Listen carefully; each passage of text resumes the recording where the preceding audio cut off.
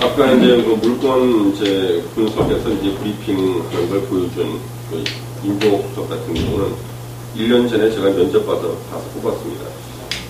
근데 그 갑자기 이제 방송에 출연하게 된 이유가 먼저 여기 이제 방송하던 방송팀들이 파업을 했어요. 네. 출연료 과다 요구로 파업을 했습니다. 그래서 이제 갑자기 이제 대타로 나갔는데 갑자기 물론 처음에 잘 열릴 있겠습니까? 거의 뭐 방송 사고에 가까워. 네. 그리고 난 다음에 이제 제가 정식으로 직원 한 120명 정도 직원이 있던 사람들을 면접 가서 60명만 남겼습니다. 다시 면접 다 봐가지고. 네, 그래가지고 그 중에서 다시 이제 방송에 나갈 사람들 다시 가르쳤어요. 현재 지금 방송 나가는 친구들을 갖다가 제가 다 가르쳤습니다. 임종옥 수석이 이제 그 방송 나가는 게 딱 1년 됐는데 지금은 아주 대표적인 우리 부동산 전문가가 됐죠. 네. 요즘에 돈도 많이 벌어와서 얼굴도 피부도 곱습니다. 누구나 이거 하면 다 됩니다. 잘하죠. 자, 우리 이제 상가 쪽 한번 이제 오늘 전체적인 우리 수익형 부동산에 대한 기여를 한 번씩 보시는 겁니다. 이 상가 중에서는요, 제일 나쁜 상가가 이 테마 상가, 이 플라자 상가예요. 이런 데는 투자해서는 안 돼요. 왜냐면 이 테마 상가의 대표가 용산 전자상가 같은 겁니다. 왜 이것이 안 좋냐 그러면요, 테마 상가나 플라자 상가 같은 경우는요, 상당히 분양가가 비싸요. 비쌉니다. 근데 뭐하고 중첩이 되냐 그러면 인터넷이라든가 홈쇼핑하고 중복이 돼요. 시장이 주 수요층이요.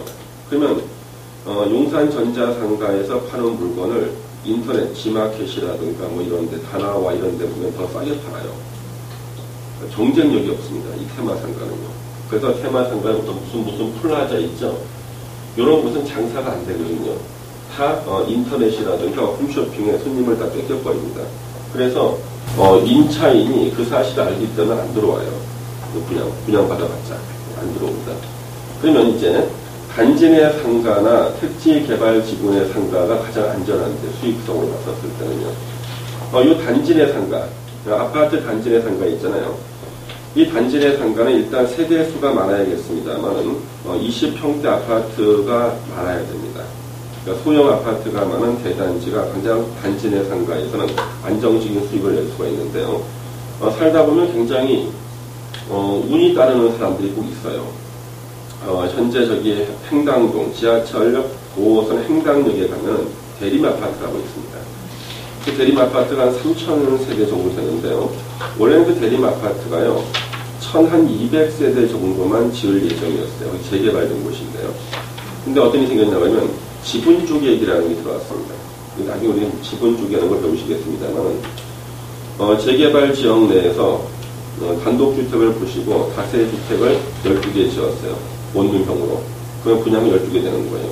근데 원래는 조합원이 한 1,000명 정도가 됐는데 지분을 막 쪼개는 바람에 조합원이 3,000명이 넘어가 버린 겁니다. 그래서 그러면 이제 재개발을 중단하는 게 정상이에요. 그 당시 상황은 재개발을 80년대 중단할 수가 없었어요. 그건 폭동이 일어날 정도였으니까. 그래서 서울시에서 바로 그 대림 아파트만 예외 규정을 둬가지고요, 용적률을 갑자기 올려준 거예요.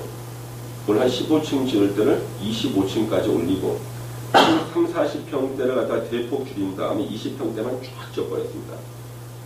그래가지고 그 지분 쪼갰지만 그 조합원들한테는 다 분양해 줄 수 있도록. 그래야지만 이제 난리가 안 생기니까.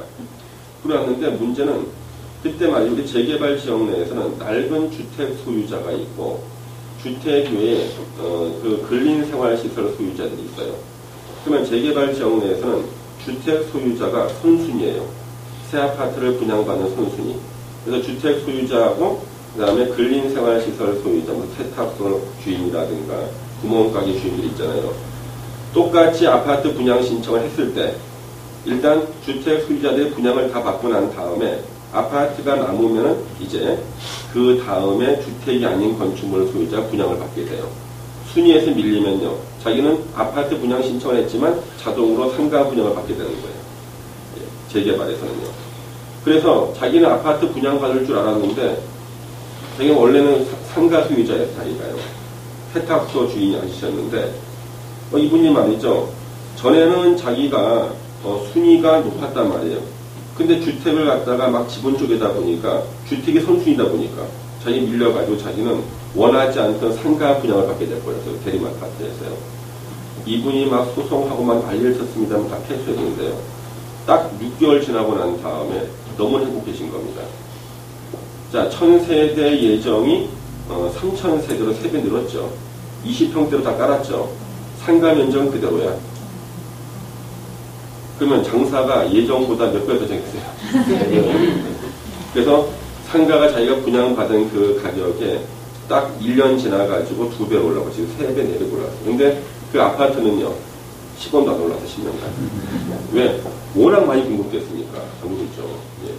그래서 거기서 우리가 단지 내 상가가 어떤 것이라는 것을 가장 잘 알려준 아파트가 그 대림아파트예요. 그래서 바로 이 단지 내 상가는 소형 평수, 소형 평수가 밀집되어 있는 단지 내 상가가 제일 좋고요.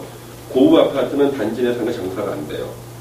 고급 아파트는 웬만하면은 차 몰고 백화점 가서 사버려요. 단지 내 상가 잘 안 가요. 또 한 가지 단지 내 상가는 업종 제한이 있다는 걸 알아두셔야 돼요. 단지 내 상가는 업종 제한이 있어요. 왜냐하면 단지 내 상가라 그러지만 거기는요 주택 단지잖아요. 거기다가 여러분이 좋아하시는 러브 호텔 들었을 수 있겠어요. 미식클럽 들었을 수 있겠어요. 못 들어서요. 팔도민 없어요. 여기는. 팔도민 50명 한식 대기는 없다니까. 그래서 단지 내 상가는 업종 제한이 있다는 거죠. 그래서 업종 선택을 잘해야 되는 거. 또 한 가지가 단지 내 상가는요 동선이 굉장히 중요해요. 동선이. 그래가지고 이 동선을 갖다가 임의로 바꿀 줄도 알아야 돼. 예. 어떤 경우냐면 우리 이렇잖아요. 우리 에스컬레이터 있죠. 올라갔죠? 그러면 올라갔다가 바로 이렇게 돌아서서 또 올라가고 이렇게 올라가잖아요. 가끔가다 단지 내 상가 보면요 올라갔다가 한 바퀴 삥 돌아서 다시 올라가는 경우 있죠. 그럼 왜 그럴 것 같아요? 예.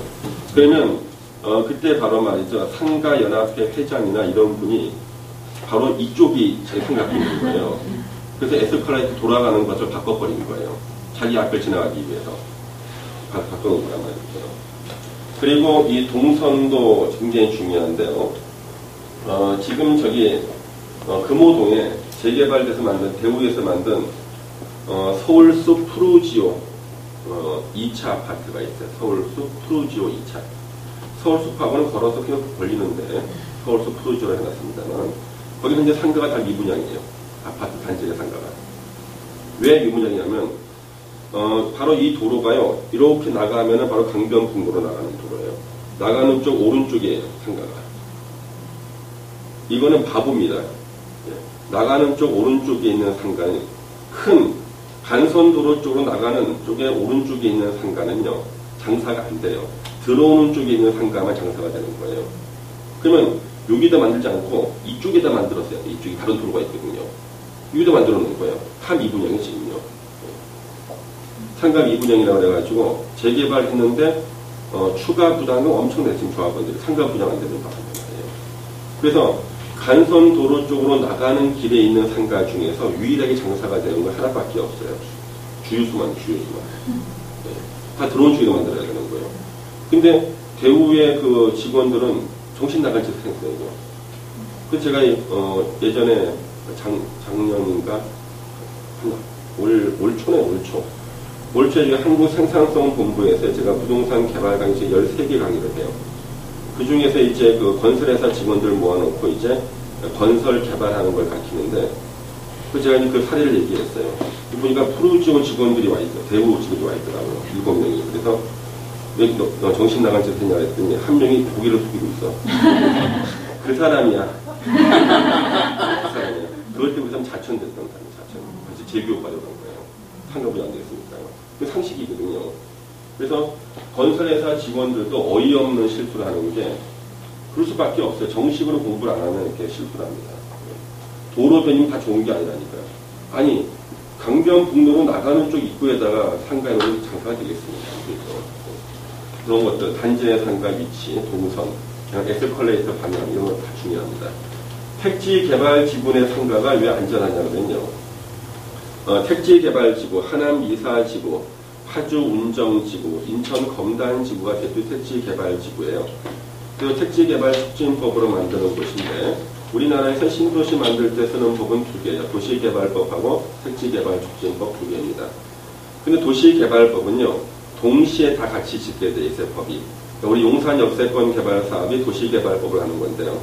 그래서 용산 역세권 개발 사업은 초고층 빌딩 60개 이상을 짓게 돼 있었는데, 월 계획이. 거기는 주상복합, 주거기능이죠. 그 다음에 코엑스 같은 것도 하나 짓고, 건물에다가. 그 다음에 상가, 건물, 금융 빌딩 해가지고 모든 빌딩이 동시에 들어서는 거예요. 동시에. 그러면 용산 역세권 주변이 개발되면 그 안에서 모든 게 해결이 다 돼요. 이게 도시개발법으로 만든 새로운 시가지라고요. 근데 이 택지개발촉진법으로 만든 택지개발지구는요, 단지 내 상가 외에는 편의시설이 없어요. 허허 벌판이야. 아파트만 나오면은요. 그래서 우리 청라지구 있죠. 청라지구 택지개발 사업했어요. 이게 아파트 들어서 있고 단지 내 상가 몇 개 들어서 있는데 그거 외에는 없어요. 나오면 허허벌판이죠. 김포 신도시, 예, 단지 상가밖에 없다고요. 갈 때는 이것밖에 없거든요. 그래서 택지개발지구 내 상가가 안전한 거예요. 주변의 편의시설은요, 10년, 20년 지나야지만 들어서기 때문에 단지 내 상가가 안전하다고요. 택지개발지구 내. 그 다음에 이제 그 수익성은 전반적으로 낮아요. 수익성은. 근데 아까 말했던 그 대림 아파트 같은 경우 세대 수에 비해서 워낙 상가가 부족해가지고요. 엄청 높죠. 수익성이. 그 다음에 이제 그 분양받으는 공실인 경우, 이때는 관리비 부담이 아주 가중이 돼버린 상가 같은 경우는. 그 다음에 가장 신중하게 투자해야 될 수익형 부동산. 그래서 이거 상권 분석이 필수인데요. 제가 작년에 저한테 배웠던 분인데, 작년에, 여러분처럼 이제 올해 배웠지만 작년에 배웠던 분인데, 그분이 이디야 커피숍을 하나 내겠다는 거예요. 서울 강북 쪽에서요. 자기 나름대로 상권 분석을 해본다 그래가지고 근처에 커피 전문점 몇 개 있는가 봐서 찾아본 거예요. 재개발되는 지역 주변에 커피 전문점 내려는 거예요. 우리가 2,000세대 들어선다 그러니까. 근데 보니까 자기는 4개 정도로 확인하는 거예요. 커피 전문점은. 그래서 제가 확인해 보니까, 지도로 확인해 보니까 3개가 더 있는 거예요. 본인이 못 찾은 거예요. 이게 무슨 상권 분석이야? 그러면 이 상권 분석은 어떻게 하냐 그러면 우리 중소기업청에 들어가면요, 상권 분석 시스템이 있어요. 중소기업청에서 1인 창업자들을 위한 상권 분석 시스템을 무료로 제공해요. 그것도 모르는 사람들이 있다니까요. 몰랐죠? 네. 그러면 중소기업청에 들어가면요, 중소기업진흥원이 있어요.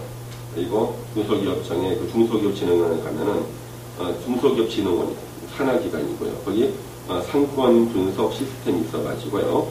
거기다가 어느 지역을 딱 놓고 지도로 딱 번지수를 딱 때리고 어떠한 업종을 딱 치면은 바로 네이버 지도처럼 지도가 뜨고 그 업종이 위치가 점으로 딱 찍혀서 나와요. 이렇게요. 그 나라에서 돈 많이 들여서 다 만들어 놨어요. 예. 그러면 그걸 가지고 말이고 캡처만 하면 말이죠. 자, 자기가 이제 부동산에 고객이 왔어요. 그러면 그것만 보여줘도 감동받아. 고객은 그거 아는 사람이 없으니까. 왜? 중개사들도 모르는데 그 고객이 알겠어. 예. 거저 다 주는다고요. 그래서 내가 그걸 딱 눌러서 확인해 보니까 7개야. 3개를 못 찾았어요. 여기 가보셨나요? 그러면 분석이 안 되는. 상권 분석의 기본은요, 정제업종이거든요. 그렇죠? 예, 그래서, 지금 제가 그 생산성 본부에서 여기 또 상권 분석을 또 가르치고 있어요. 13개를 가르치고 있잖아요. 상권 분석이에요. 나중에 다시 이거 또 공부할 시간이 있으니 자세하게요. 오피스텔 현재 공급관이죠. 대단지, 오피스텔도 대단지 소형 오피스텔이 말이죠. 공실이 없어요. 시세 차익은 안 나온다 그랬죠. 원칙적으로. 그렇죠? 우리 재개발 지역에서 오피스텔 소유자는 아파트 분양 받을 수 있을까요? 예? 예? 그때 달라요. 자, 오피스텔은 건축물의 종류가 업무시설 그랬죠. 주택이 아니잖아요. 그러니까 주택 소유자들이 먼저 아파트 분양 받고 남으면 그때 받을 수 있는 거예요. 그때 달라져요. 임대 수입으로 접근해야 되고요. 오피스텔은 요 주택 시장의 침체 속에서 가장 크게 각광받았습니다만 이것이 워낙 공급이 과잉됐죠. 서울에서는 수익률 5% 넘는 게 거의 없어요. 서울에서는. 그렇고, 그 다음에 그 임대수요가 풍부한 도심 소재 역세권, 소형 오피스텔, 이런 데가 이제 많이 산 몰리고 있습니다만 전반적으로 공급이 이제 과잉돼 있어요. 그래서 우리 경기 남부 지역으로 가게 되면은요, 그러면 이제 임대수익이 한 7, 8% 나오는 그런 것들도 있습니다만 현재 강남 같은 데는 4%, 강남 4% 정도밖에 안 나요. 그래서 우리가 수익형 부동산은요, 우량 세입자를 확보하는 것이 최고예요. 우량 세입자의 대표가 통신회사입니다. 기지국, KT 기지국 이런 것들. 특히 지하층을 임대하는 가장 좋은 게 기지국을 갖다 임대하는 그 유치원이 제일 좋아요. 그래서 이제 기지국이 이제 유치가 됐잖아요. 그러면 10년 정도는 이사를 안 간다고 보면 됩니다. 그래서 매년 올릴 수 있는 가격대로 올리면 돼요. 매년. 임대료를요. 그래서 계속 더 줘요. 왜? 싫다고 이사 가는 비용이 몇 년치 임대료를 갖다 줘야 되거든요. 그래서 기계를 다 뜯어야 되거든요. 그리고 또 한 가지가, 요 KT라든가 LG U+라든가 아니면 SK처럼요, 요 이제 그 기지국이 이제 들어서가서 기계 설치하잖아요. 매년 1월 달에 1년치 월세를 한꺼번에 줍니다. 왜 한꺼번에 줄까? 매달 안 주고. 자, 1년치 월세를 갖다 한꺼번에 주는 이유는요. 그러면 담당 직원이 한 번만 입력하면 되죠. 그렇죠? 매달 주려면요. 12번 입력해야 되죠. 전국에 그런 데가 얼마나 많겠어요. 직원을 12명을 뽑아야 돼. 12배를 뽑아야 되는 거예요. 그래서 직원을 12배가 아니라 12분의 1만 있으면 되는 것이 바로 한 번만 입력하면 되는 거예요. 그래서 매년 1월 달에 한꺼번에. 전국 기지가 얼마나 많겠어요. 그래서 1년에 한 번밖에 입금 안 해. 1년치 한꺼번에. 그리고 10년치 이사를 안 갑니다. 그래서 은행이라든가, 은행이라든가, 그 다음에 또 관공서, 이런 것들. 금융기관, 관공서, 그 다음에 아까 말씀드린 그런 이제 통신회사 같은 거, 이런 것들은 최고 우량 세입자예요. 절대 월세 밀리는 일도 없고요. 제가 최고 불량 세입자는 어떠냐면, 여러분이 좋아하는 시설 세입자들은 다 불량 세입자입니다. 예. 단란주점이 하나 들어오겠대요. 그래가지고 월세를 갖다 많이 주겠다는 거예요. 단란주점 들어왔는데 첫 달부터 밀려. 그래서 찾아가서 세입자 안 찾아갔더니 찾아만 가면은 벽에다가 일본도를 몇 개 걸어놓고 이거 갖고 있고 칼 깎고 있더라고요.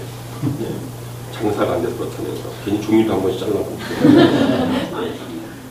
골치 아프거든요, 이거. 예. 그래서 이 우량 세입자를 갖다가 찾는 게 굉장히 중요합니다. 그래서 우리가 이제 원룸이라든가 오피스텔은요, 절대 부자가 살질 않거든요. 그렇기 때문에 월세가 연체되는 사람들이 많아요. 그래서 월세가 연체가 되면 어떤 분들은 아직 보증금이 남아있다는 거야. 3개월치 남아있다. 그럼 안 돼요. 보증금이 7개월 이상 남아있었을 때 법적인 조치를 취해야 돼요. 공식적인 조치는 영도 청구죠. 법원 영도 청구. 그러면 보통 법무사비 한 50만 원 정도 들어요. 그러면은 명도 판결을 받아야지만 문을 따고 들어가서 강제 집행을 할 수가 있는데, 짐을 다 드러낼 수가 있는데, 보통 명도 판결이 6개월 정도 걸린단 말이에요. 그러면 그 법무사비까지 합치면은 보증금이 7개월치 정도는 남아 있었을 때 명도 청구를 해야 돼요. 어떤 사람 보증금 제로가 되고 난 다음에 명도 청구를 해. 그러면요, 6개월 더 걸리죠. 그렇잖아요. 그러면 보증금 제로가 되고 난 다음에 명도 청구를 하면요, 세입자한테 전화가 옵니다. 저한테 명도 청구하셨잖아요. 그런데요, 저 내보내려면 6개월 이상 걸린다는 거 잘 아시죠? 네. 다 알고 있어, 세입자. 네. 그러면 6개월 동안 방을 비워놓으셔야 되니까, 아저씨, 주인 아저씨 손실 아니냐는 거야. 자기가 지금 이사하고 싶은 이사비가 없어 못 간다는 거지. 그래서 한 3개월치 월세를 이사비로 주신다 그러면 되게 바로 즉각 이사 가겠대. 그러면 아저씨도 3개월 벌고 자기도 3개월 벌고. 이런 세입자가요, 전국에 제가 추정컨대 한 5,000명 정도 있어요. 상습적으로 월세 안 내고 사는 사람 5,000명 정도 있습니다. 그래서 말이죠. 우리가 이제 오피스텔이라든가 도시형 생활주택 같은 경우 있죠. 그래서 중개하는, 그런 밀집되어 있는 그 중개하는 공인중개사는요, 노련한 사람은 세도 오면 일단 계약서를 쓰고요. 집주인이 위탁했단 말이에요, 관리를. 쓰고 난 다음에 각서를 하나 쓰게 만듭니다. 각서가 뭐라고 되어 있냐 그러면, 시건장치 개방 및 유체동산 반출 동의서. 시건장치, 자물쇠, 시건장치 개방 및 유체동산 반출 동의서, 이걸 쓰게 만들어요. 그래서 제.몇 호 세입자목에는 2달 이상 월세가 연체가 되거나 연락이 두절됐을 때는 소유자 누구가 시건장치를 임의로 개방하고 세입자목의 소유인 유체동산을 임의로 반출 처분해도 민형사상 책임을 묻지 않겠습니다. 쓰게 만든다고요. 그거 쓰라 그러면요, 월세를 연체할 사람들은요, 항의를 합니다. 사람을 어떻게 보느냐면서요, 안 써요. 절대 드리면 안 돼요. 원래 연체할 사람이거든요. 근데 연체 안 할 사람 웃으면 써준다, 자필로. 예. 그런 사람들 일단 1단계로 걸을 줄 알아야 돼. 걸는 거야, 이렇게. 근데 예전에 인천에서요, 재작년이구나. 인천의, 연수동인가, 거기서 말이죠. 이제 은퇴를 하신 분이에요. 은퇴하신 분. 연금 나오는 게 얼마 안 되니까 원룸 10개 샀어요. 그냥 왔습니다. 그리고 난 다음에 이것을 이제 임대를 부탁해야 되는데, 해필이면 그에 합격한 초보 공인중개사한테 맡긴 거예요. 아줌마한테 맡긴 겁니다. 그래서 각 부동산에서 각서 쓰라니까 이것을 다 거절하고 나왔던 사람들이 돌다가 어디로 다 모였겠어요. 그 부동산은 그 아줌마가 쓰라는 걸 뭐 배운 적이 없거든요. 실무를 공부한 적이 없으니까.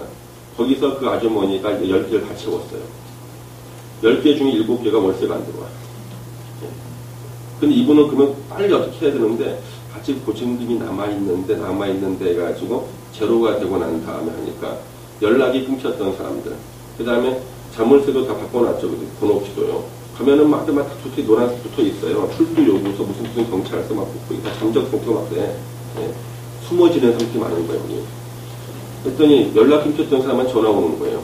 아까 내가 말한 것처럼 3개월치 월세만 주면 아저씨도 3개월 벌고 나 3개월 버는 거 아니냐.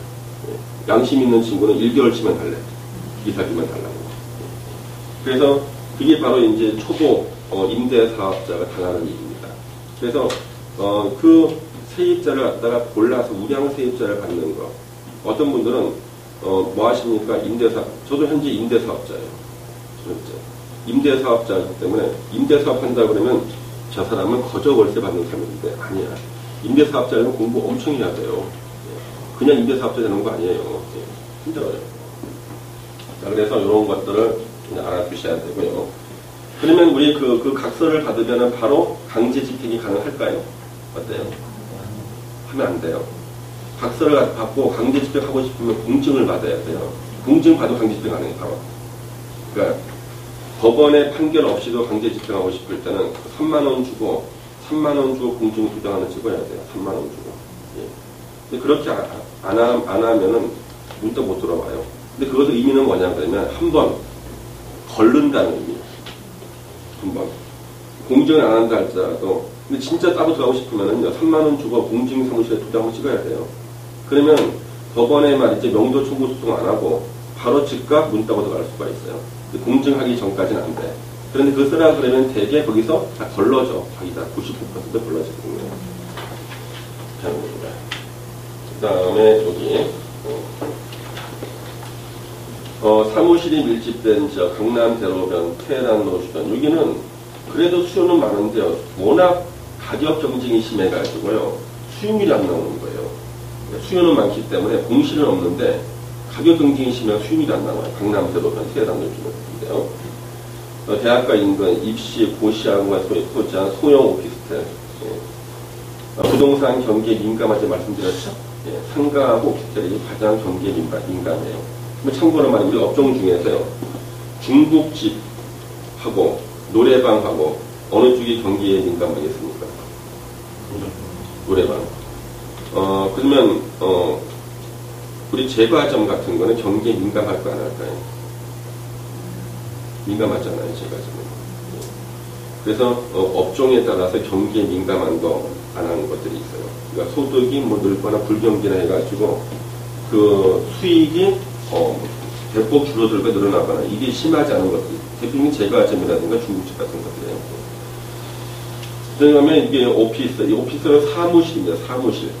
이게 제일 위험해요. 사무실이요. 사무실은요, 공실이 생겨가지고 임대료를 갖다가 절반으로 줄여도 안 들어오는 경우가 있어요. 사무실은요. 사무실 수요, 전기에 아주 민감.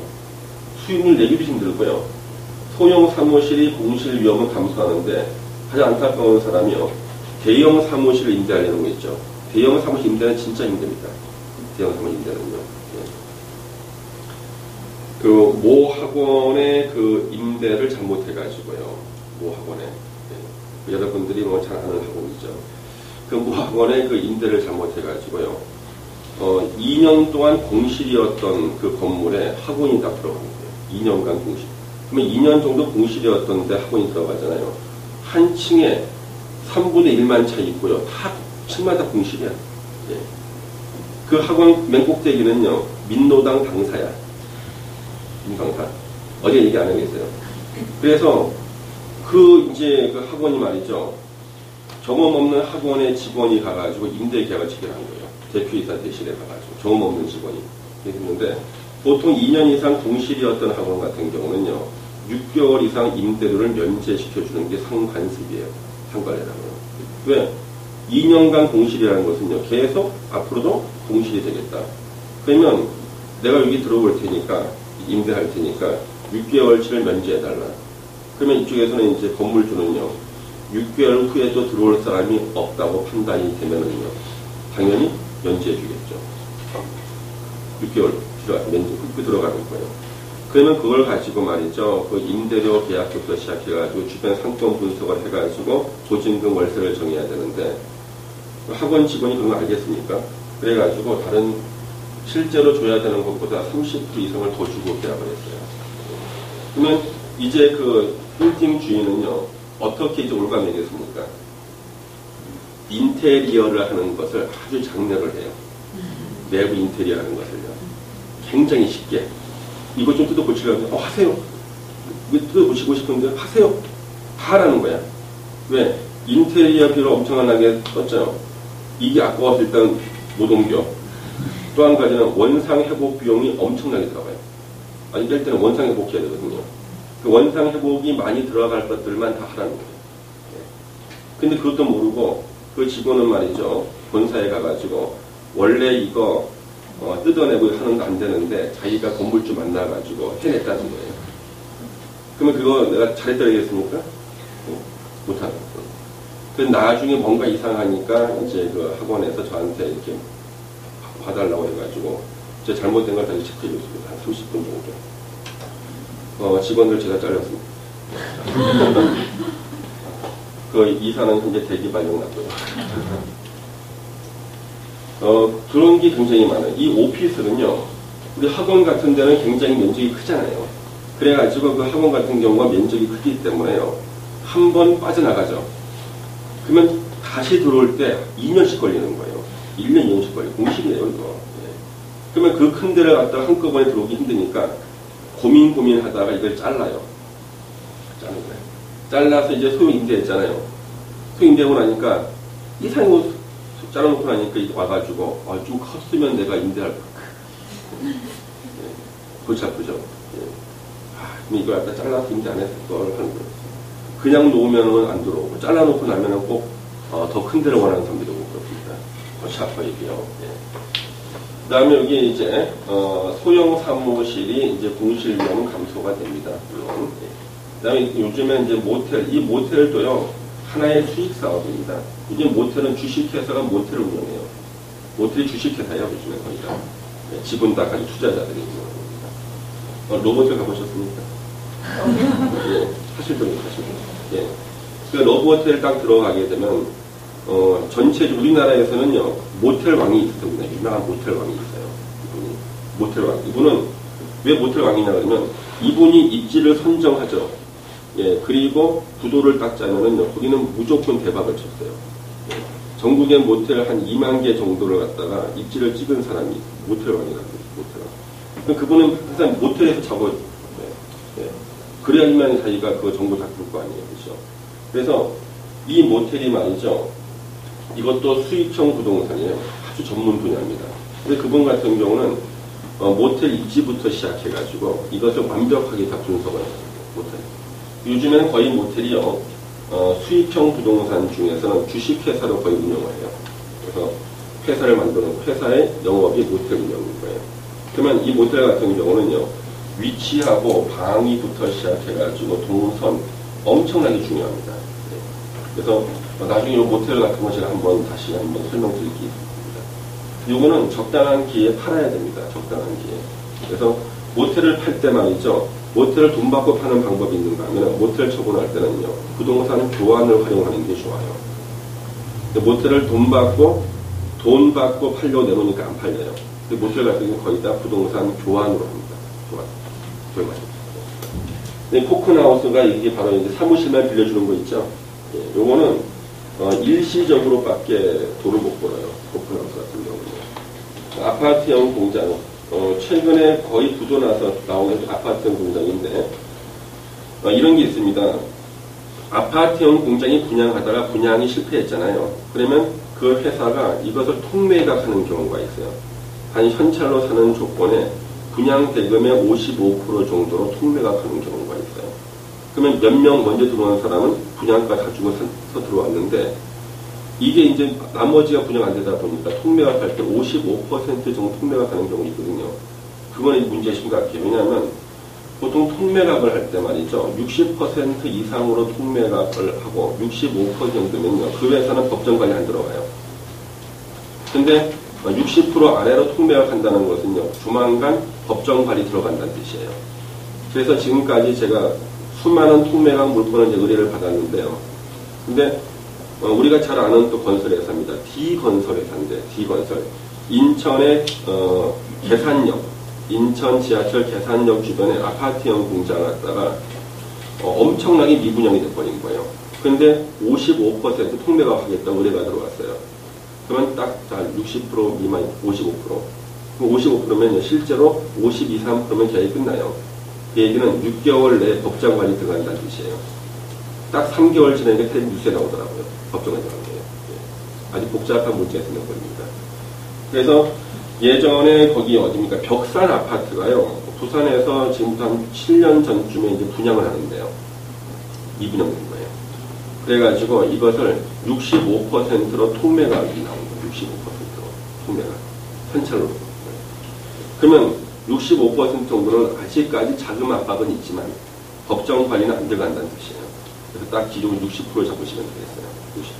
실제로 이게 아파트형 공장이 통매각이 제일 많이 나와요. 분양 못해가지고. 펜션도 나오는데 이 펜션도 말이죠. 여러분 조심해야 되는 게 펜션이 주말에도 공실이 많아요. 그래서 펜션은 요즘에 잠만 자면 안 되고요. 요즘에는 수익형 부동산 중에서 제가 따로 예전에 설명드렸던 건데 시간이 나면 우리가 레저 수익형 부동산 한번 좀 알아보시면 됩니다. 요즘에는 레저 수익형 부동산이 최고예요. 그래서 펜션도 그냥 펜션은 다 공실입니다. 지금. 이 펜션을 레저 수익형 펜션으로 만들어야 돼요. 그래서 펜션 주변에 서바이벌 게임장, 그 다음에 네발 오토바이 있죠. 산악 오토바이 있죠. 이런 것들을 다 연계시켰을 때만 펜션이 돼요. 이런 것들은요, 절대 땅을 매입해서 하시면 안 돼요. 근처에 북유림 같은 거 있죠. 북유림은 대부가 쉬워요. 북유림을 싸게 대부받아서 하면 됩니다. 그러니까 절대 매입하면 안 됩니다. 그래서 이 펜션을 리모델링 해야지만 돼요. 펜션은. 그 다음에 이제 우리가 전문가의 적인 연구가 필요한 분야가 이제 여기 이런 것들이죠. 이런 것들. 전문가 연구. 이제 수익률 평가가 나오는데요. 수익형 부동산의 수익률 판단 기준은 금리죠. 은행 금리. 근데 예금 금리 수준보다 1.5배 이상의 수익률은 돼야지만 투자 이익이 가능하다. 그러면 예금 금리가 만약 2.5%다 그러면요. 최소 5%는 넘어가야 되는데 문제는 장기 수선 충당금을 적립을 해야 된단 말이에요. 10년 지나고 20년 지나고 나면 보수 비용 들어가죠. 또 대출 비용 들어가는데 과연 우리가 5% 가지고는요. 이게 안정적인 수익이 안 나온다고요. 그래서 이제 사업자 등록하면 임대소득세가 또 부과되거든요. 그것도 내야되고요. 예금 금리 수준보다 1.5배 이상 수익률은 돼야 된다. 최저적으로요. 한 2배는 넘어야 됩니다. 정상입니다. 수익용 부동산에서 수익을 얻을 수 있을 것인가. 그래서 우리는 비수익용 부동산을 갖다가 수익용 부동산으로 활용할 줄 알아야 돼요. 이게 뭐냐 그러면 우리 예전에 그 5도 2촌이라는 말이 있었어요. 일주일에 5일은 도시에 살고 이틀은 시골에 농촌에 가서 전원생활 5도 2촌. 그런데 어떤 분이요 전원주택을 하나 매입한 거예요. 전원주택 한 2억 주고 전원주택 매입했어요. 한 달에 그 사람이 며칠 가는가 봤더니 본인 생각은 주말마다 가 있으려고 했는데 이게 가능합니까 사실? 한 달에 하루 2달에 하루 가는 거예요. 그럼 그건 낭비죠. 그래서 보면 전원주택을 매입할 때는요 나홀로 전원주택은 절대 안 돼요. 금물입니다. 이거는요. 이게 바로 죽는 전원주택이에요. 망하는 전원주택. 그러면 전원주택을 갖다가 우리가 그 단지로 된 전원주택을 구입하셔야 돼요. 그리고 자기가 한 달에 한 번 간다. 그러면 나머지 29일은요 임대를 해야 돼요. 임대. 게스트하우스라든가 레지던스처럼 임대를 해야 돼요. 그러면 임대 수익이 나오잖아요. 그러면 이게 바로 최근에 수익형 부동산이 되는 거예요. 자기가 쓸 때는 전원주택이고요. 자기가 안 쓰고 이것을 갖다 임대했을 때는요 수익형 부동산이 되는 거예요. 그러면 자기가 사놓고 나서 몇 달을 안 가더라도 말이죠 전혀 손실이 없고요. 그렇죠? 그래서 바로 이것이 단정으로 되어 있으면은 관리인 한 사람이요 그 1박 2일 숙박할 사람들 구해서 계속 집어넣습니다. 그냥 투수료만 주면 돼요. 집어넣어요. 그렇게 해놓으면은 이게 바로 수익형 부동산이에요. 본인이 쓸 때는 전원주택, 자신의 전원주택, 세컨하우스. 자기가 안 쓸 때는요 다 수익용 부동산이 되고 관리하는 사람이 청소 다 해놓고요 다 해놔야 돼요. 관리하시는 분이 인터넷에다 올려가지고 그거 다 들어오게 만들고 통장에 꼬박꼬박 다 입금하고. 그래서 요즘에는 비수익형 부동산이었던 그 전원주택을 갖다가 수익형을 쓰는 거예요. 이렇게 됩니다. 근데 이 수익률이 오피스텔이라든가 도시형 생활주택보다 2배 이상은 높아요. 수익률이요. 근데 이것은 위치를 선정 잘해야 돼요. 무조건 물가 근처에 있어야 돼요. 물가. 그러니까 물가 근처에 있는 데가요. 전원주택 중에서 수익형 부동산을 쓸 때 가장 공실이 없어요. 물가 근처. 수변지구죠. 수변지구. 이런 것들이 수익형 부동산에 대한 전반적인 얘기 제가 한번 또 설명을 드렸습니다. 우리가 시간을 내가지고는 이제 테마별로 파고 들어가야 돼요. 그러니까 뭐 하루 종일 오피스텔 한다든가, 하루 종일 레저 수익형 부동산 한다든가, 하루 종일 펜션 한다든가. 그러면은 그 부분에 대해서는 전문가가 될 수가 있어요. 그리고 이제 실제로 이제 우리 투어할 때 가다가는 항상 버스 타고 가다 중간에 세워요. 세워서 공부 다 하고 다시 올라타고. 그때 보면 일사불란하지 못하는 꼭 한 명씩 있습니다. 꼭 한 명이 없어져가지고 올라타지를 못해요. 예. 그런 사람 다 체크를 해야 됩니다. 그런 사람들. 예. 꼭 한 명씩 있고 그래요. 예. 인원 체크하는 거 없어요. 그래서 이제 뛰어놓고 갈 수도 없고 허허벌판이라 가지고. 그리고 이렇게 여러분들 수익형 부동산 전반적인 걸 좀 보시고요. 하여튼 계속되는 것들 여러분들 계속 오셔서 좀 보시고. 다음 주 화요일 날 우리 이제 카운슬러 과정에서는 여러분들이 각서를 하나씩 쓰셔야 됩니다. 각서를. 왜냐하면 지금 앞으로 우리 방송국 견학도 좀 가야 되고 할 일이 많아요. 그러면 가면 그 방송국에서는 자기네들 어떤 장비라든가 외부 것을 안 보여주려고 해요. 예. 비밀이죠, 그렇지 않습니까? 그래서 그것같이 자기가 습득한 것을 외부에 유출하지 않겠다. 이런 각서를 좀 쓰셔야 됩니다. 왜냐하면 업무상 비밀이 너무 많기 때문에 그렇습니다. 다음 주에는 이 각서를 쓴 분만 각종 각서 눈으로 볼 수 있게끔 부탁드리겠습니다. 오늘 이 정도로 우리 세미나를 마치도록 하겠습니다. 수고 많으셨습니다. 감사합니다.